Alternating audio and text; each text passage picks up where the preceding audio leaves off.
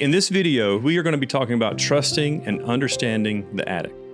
When addiction shatters a marriage, trust becomes the biggest casualty. I remember whenever I came back from treatment, like just because I went away for 30 days didn't mean that I fixed everything that I burned up in the past. And my wife did not have any idea what she was doing. You guys have to understand that you are in this together, but it doesn't mean that everything's going to be fixed on day one. Living with an addicted spouse feels like navigating a relationship with two totally different people. The person that was in addiction is going to be completely different than the person that's in recovery.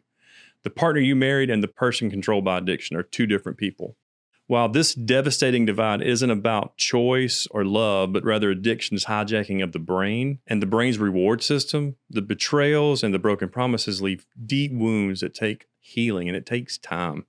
So whether it's through substances or behaviors, think the difference between different substances are processes and then addictive. So substances would be drugs and alcohol, where process addictions are like gambling, shopping, or gaming.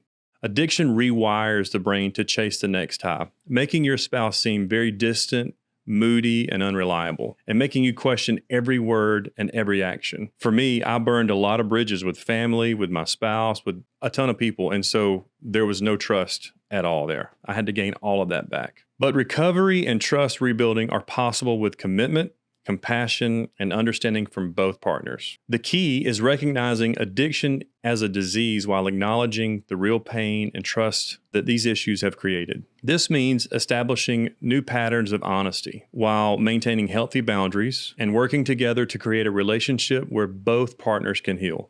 Even as the addicted spouse, I needed to heal from my own wounds, and I needed to know that I'm healing from my spouse and how we're going to do this together. Recovery requires the addicted spouse to demonstrate consistent, trustworthy behavior, while the supporting spouse learns to open their heart again, knowing that rebuilding trust happens one small promise kept at a time. So, like I said, I have a challenge for you guys to do together at the end of every one of these videos. For this first challenge, for the next 21 days, I want you to just do a simple morning check-in. And I'm not talking about when you get up and you say, hey, how you doing? And everybody's got morning breath and all that. I'm talking about when you get to where you're going for work or you have just that time in the car. I want you just to do a check-in. During your morning check-in, I want you to just share one hope for the day.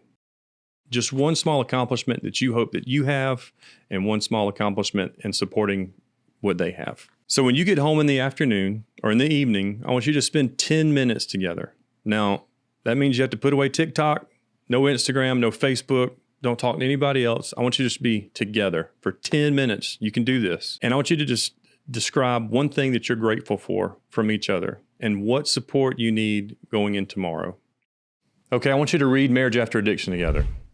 Now, this is a tool that I wrote for you, specifically for the supporting spouse, but it's also written for the person in recovery.